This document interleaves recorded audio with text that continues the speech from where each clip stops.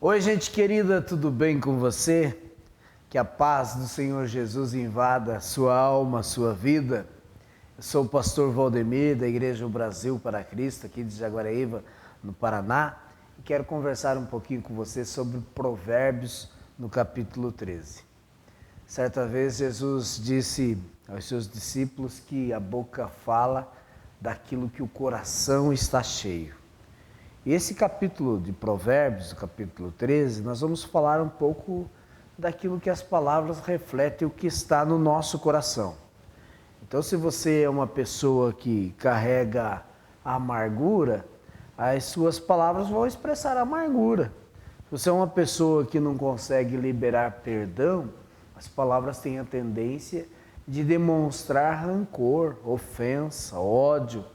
Mas também o contrário é verdade. Se você é uma pessoa que transborda de amor, as suas palavras serão amáveis. Se você tem gratidão pela vida, você ensina as pessoas não só com as suas palavras, mas você ensina com a vida. E foi nesse sentido que Jesus então falou que a boca fala do que o coração está cheio. Em Provérbios, no capítulo 13, nós vamos encontrar algumas lições importantes relacionadas a isso. O sábio, ele dá muito valor para isso. Então, a forma como nós gerenciamos as nossas palavras são importantes. Mas vamos lá, eu gostaria de ler com você, talvez você estranhe um pouco, mas uma Bíblia devocional, eu gosto, é a Bíblia Mensagem. E nela está escrito o seguinte: filhos sensatos dão ouvidos aos pais, mas os insensatos não querem nem saber e fazem o que querem. Veja que tamanha mensagem sobre isso. Quando filhos fazem o que querem, a casa acaba que tendo uma situação muito complicada. Mas no verso 2 também diz que os bons, diz o homem bom, ele adquire gosto pela conversa útil, mas o que é mal, ele vive da violência. Você consegue imaginar isso? Uma pessoa que tem prazer na maldade, que gosta das coisas bagunçadas. Isso é complicado. Então aqui nós aprendemos a necessidade de profetizar vida, de declarar palavras de vida. Quando o texto diz ele adquire gosto pela conversa útil, nós precisamos profetizar vida. Nossa boca precisa profetizar aquilo que é bom. Talvez você já passou por isso, você já fez alguma coisa, para muita gente não é reconhecido. Ninguém te diz uma palavra de afirmação, te valoriza, te reconhece. Outro dia, atendendo uma pessoa, ela chegou a dizer: parece que ninguém gosta de mim, parece que ninguém me ama. Então eu fiz ela entender sobre o amor de Deus e disse: por mais que ninguém te ame, Deus te ama e isso basta. Deus te ama e isso supre todos os vazios, todas as palavras que não foram ditas. Ele preenche tudo aquilo que você precisa. Ele preenche as suas carências. Então, nesse texto, nós vamos ver que ao desfrutar coisas boas, é por meio daquilo que falamos, que verbalizamos. Então, por mais que ninguém diga a palavra de bênção para você, que você seja espelho, que você diga eu sou capaz, diga eu posso, adquira exatamente gosto por aquilo que é bom. Então, se a gente agir dessa forma, nós vamos transbordar o amor de Deus, se amando e fazendo com que pessoas entendam que somos fonte para outros saciarem as suas angústias e sedes. No verso 3 diz que quem toma cuidado com o que diz está protegendo a sua vida, mas quem fala demais destrói a si mesmo. Ou seja, quem cuida da sua própria vida está como se fosse uma cadeia de proteção, mas quem fala demais, na versão da Bíblia Mensagem, diz que acaba na sarjeta. Então não permita que a negatividade inunde seu coração. Isso não faz bem. A negatividade só destrói, ao invés de construir. nós precisamos ter palavras de vida, palavras de bênção. Estamos vivendo um mundo em que as pessoas elas olham mais para si mesmo, para os seus próprios interesses, e em razão disso a vida parece que fica um tanto que mais difícil de ser vivida na essência. Então precisamos ter palavra de vida, precisamos declarar para que então essa proteção que vem de Deus ela aconteça e a gente não se permita que palavras negativas inundem o nosso coração. No verso 4 diz que, e é interessante o verso 4, que diz que o preguiçoso, ele tudo quer, mas ele nada consegue, porque ele não é alguém que age de acordo com aquilo que a Bíblia ensina. Se o preguiçoso tudo quer, nada consegue, mas o proativo, ele alcança tudo o que deseja. Outra versão diz que por mais que o preguiçoso deseje alguma coisa, ele não conseguirá, mas a pessoa esforçada consegue o que deseja. Os preguiçosos se recusam a trabalhar, sempre tem em mente que tudo cai do céu, não consegue ser proativo, não consegue produzir. Então nós precisamos entender que a vida é regida por princípios. Se você quer colher, é preciso plantar. Não existe outra maneira. Então, nós precisamos deixar toda a preguiça de lado, em todos os sentidos, em todos os sentidos. Se você quer colher amor, não tenha preguiça de plantar. Se você quer colher vida amável nas pessoas, você precisa ser amável, não ter preguiça de agir desta forma. E em todos os sentidos, no sentido financeiro também. É claro que para você ter um salário que sustente sua casa, sua família, você precisa trabalhar. Então, veja só. Mas no verso 5, nós vamos ver que os homens honestos, eles odeiam a mentira. Porém, os maus dizem coisas indecentes e vergonhosas. O homem mau, ele ama aquilo que é mau. Os homens honestos detestam a mentira. Veja só, na Bíblia nós vamos encontrar tantos exemplos, e aqui falando exatamente de que nós precisamos fazer escolhas para que não haja destruição, vergonha. As palavras nunca são neutras. Você pensou sobre isso? Não existem palavras que são neutras. Ou você tem que fazer escolhas. Ou você abençoa ou amaldiçoa. É assim que acontece. Não tem cima do muro, não tem tom de cinza. Nós precisamos entender dessa forma. A mentira, ela precisa ser repudiada com toda a força. Mentira é como um câncer. É exatamente nesse sentido que Jesus ele também fala da necessidade de agir com a verdade. Tanto que ele mesmo se coloca como a verdade. Não existem meias verdades. A mentira ela sempre depende de uma outra mentira, mas a verdade é uma só. Então veja, os homens honestos, eles odeiam a mentira, mas o maldoso, ele sente prazer nas coisas indecentes e vergonhosas. No verso 6 nós vamos encontrar o escritor dizendo que a vida dedicada a Deus mantém aquele que se dedica num caminho de integridade, mas o pecado atira o perverso para o fosso de perdição. Então, viver de forma íntegra e honesta é um dos melhores e mais seguros conselhos da vida. A justiça guarda quem é correto em seu caminho. Os que vivem em integridade têm paz de consciência e são bem-aventurados por toda a vida. Se você quiser ter paz com as pessoas, você precisa agir com justiça. E é exatamente nesse sentido que nós precisamos agir com amor. Quando Jesus ele resume os 10 mandamentos, ele diz amar a Deus, mas ele diz amar o próximo como a ti mesmo. E se a gente for lá para 1 Coríntios capítulo 13, nós vamos entender que o amor não busca seus próprios interesses, mas ele se alegra com a justiça, com a verdade.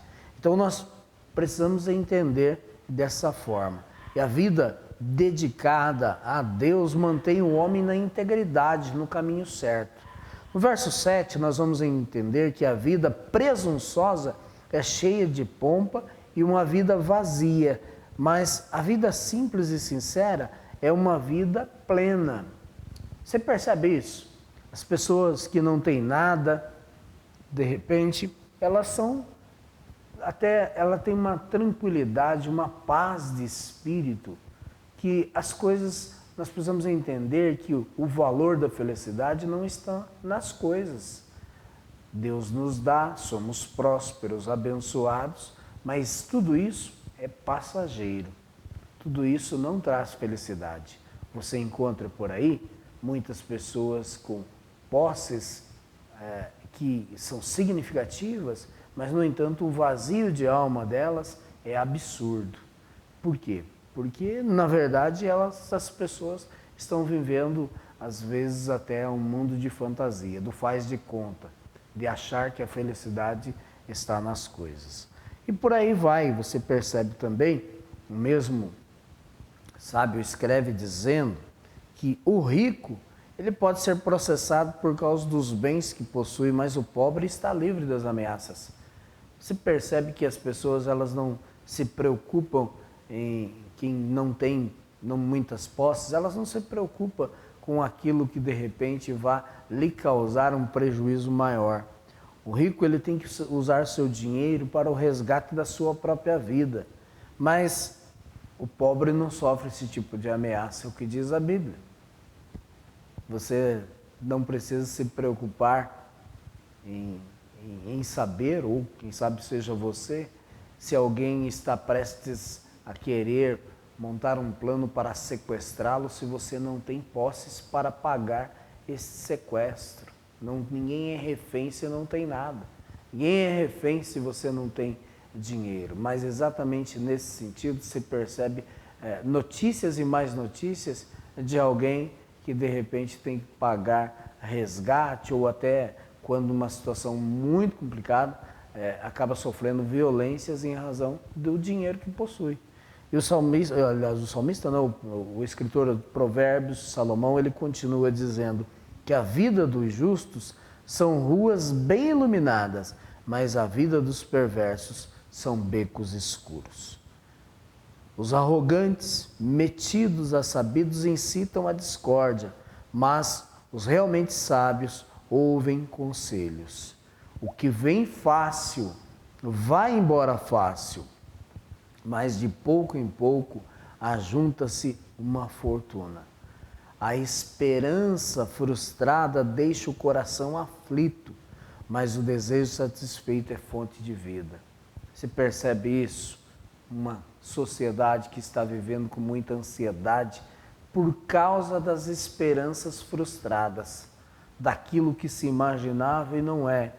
E aí, de repente, quando você vê que isso é importante, que a esperança frustrada, ela diz que ela desfaz o coração fica doente, mas o desejo realizado, ele enche o coração de vida.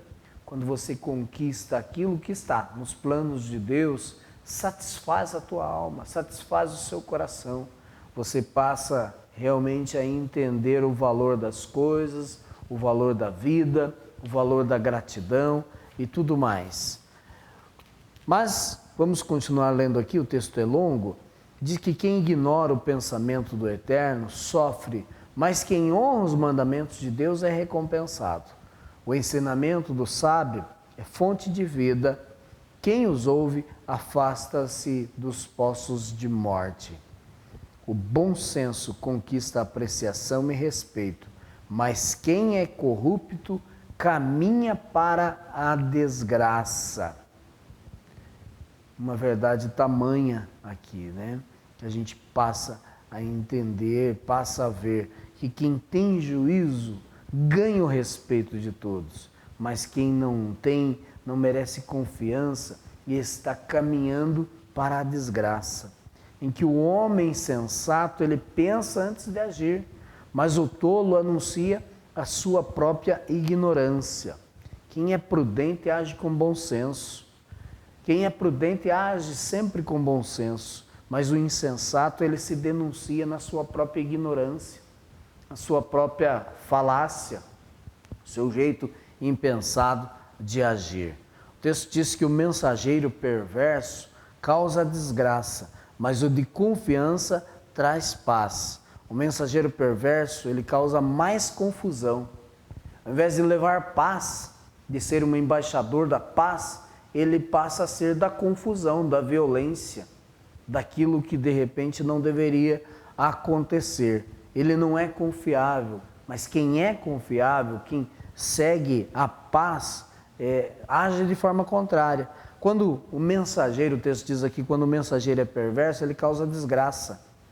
Mas aquele que tem confiança, aquele que age de acordo com a vontade de Deus, ele traz confiança, ele traz paz. Quem recusa a disciplina acaba na sarjeta, quem rejeita a correção acaba na desgraça, pobre na desgraça, mas quem aceita a repreensão é respeitado. Então, veja só, quem abraça a correção, quem entende a necessidade de ser corrigido, passa a viver a vida de acordo com aquilo que é proveitoso. O texto continua dizendo que é bom conseguir aquilo que a gente deseja. No verso 19, é bom conseguir. Então, um sonho realizado alegra a alma, mas o perverso, ele não pensa assim, ele não quer se afastar do mal.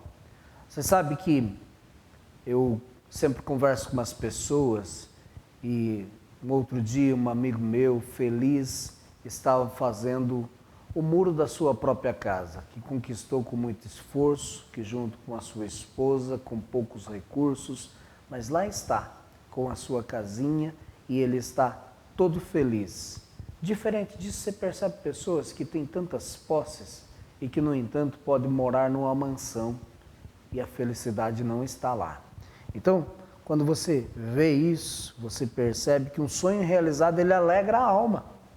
Ele alegra a alma e ele traz esperança. Verso 20 diz que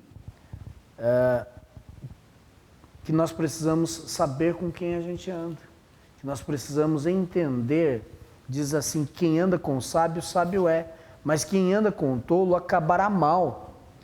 Você já ouviu a expressão, diga com quem você anda, que eu digo quem você é? É exatamente nesse sentido. Quem anda com sábio se torna sábio, e quem anda com insensato se torna insensato. É a história da pessoa que fica acompanhando uma pessoa manca, e aí de repente ela, para acompanhar na essência, ela também vai agindo com dificuldades. Diga com quem você anda, que eu digo quem você é. Caminhe com gente que soma, caminhe com quem tem paz no coração, caminhe com quem anda com Deus, porque o contrário também é verdade. Se você caminhar com uma pessoa que só conta derrota, fracasso, teu vocabulário vai ser assim, tua vida vai ser assim. E verso 21 diz que a desgraça persegue os pecadores por toda parte, porém as pessoas corretas serão recompensadas com a prosperidade. É assim, a desgraça persegue os pecadores, mas quem é leal é abençoado. Quem é fiel a Deus é abençoado. Você não precisa de mais nada a não ser fiel ao Senhor, porque Ele é quem cuida de nós. Por isso que Mateus capítulo 6, verso 33 diz que nós precisamos buscar o reino de Deus, a sua justiça, e tudo mais nos é acrescentado. Então veja só, o homem bom, ele terá uma herança para deixar para os seus netos, é o que diz o texto no verso 22. Mas a riqueza dos pecadores ficará para as pessoas honestas. Gente de bem tem herança para os netos. Gente de bem tem o que deixar. Gente de bem sabe qual é o melhor caminho para que a geração futura seja abençoada. E a riqueza de gente desonesta acabará, de certa forma, vindo para os honestos, porque é assim. Deus tira do mal para dar para o homem bom. Deus tira do injusto, do ímpio, para dar para o homem que o serve, que o teme. Estamos já no final, mas o texto do verso 23 diz que a terra dos pobres produz boas colheitas, mas os homens desonestos não deixam que elas sejam aproveitadas. Gente pobre pode até ter direito do resultado do seu trabalho, mas e que vai ser exatamente recompensado por tudo que Deus dá. Mas quando o homem é desonesto, ele é infiel, ele age com injustiça, tudo isso também vem para ele. É o que falamos agora há pouco, o resultado de plantar e colher. Quando você serve a Deus, quando você ama a Deus, você entende que o pouco com Deus é muito. É Ele o dono de tudo, é Ele quem dá aos seus filhos.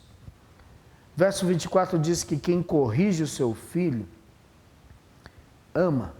Diz, quem não corrige o filho não o ama, mas quem ama o filho o castiga, o corrige-o enquanto é tempo. Aqui, é claro que não estamos falando e nem incitando violência para lado algum. O que nós estamos dizendo é da necessidade da disciplina, da necessidade da correção. Agora há pouco falamos que o homem bom, o homem sensato, ele ama a correção, porque você está indo por um caminho. Se você erra, qual a melhor opção? É você fazer o caminho de volta, é você retornar. É o que nós costumeiramente dizemos conversão. É você converter, é você mudar de rota. Então, quando um pai entende a necessidade de disciplinar, de ensinar o filho, ele está dizendo exatamente isso, para que você não erre, para que não pegue o caminho errado. Exatamente pelo amor que ele tem pelo filho, que ele ensina. Não estamos falando, obviamente, de violência. Essa daqui nem é amparada por nada, por ninguém, muito menos pela palavra de Deus. O que estamos falando aqui é da necessidade de você dar direção. Por isso que a Bíblia diz que os filhos são flechas. Você é o arqueiro, é você quem dá direção, é você quem aplica a necessidade de atingir o alvo e quanto vamos atingir, até onde os nossos filhos vão chegar. Tudo depende de nós. E por último, verso 25 diz que as pessoas de direita têm bastante para comer, porém os maus passam fome. O que isso significa? Que o apetite para a pessoa que age com bem, ele traz satisfação, mas para o perverso, ele está sempre faminto. Aqui em todos os sentidos.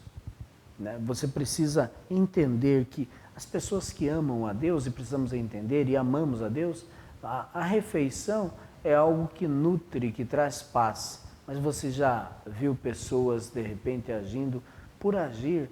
Às vezes, elas não têm satisfação com nada. Mas o que eu quero resumir aqui para vocês é a necessidade dessa escolha.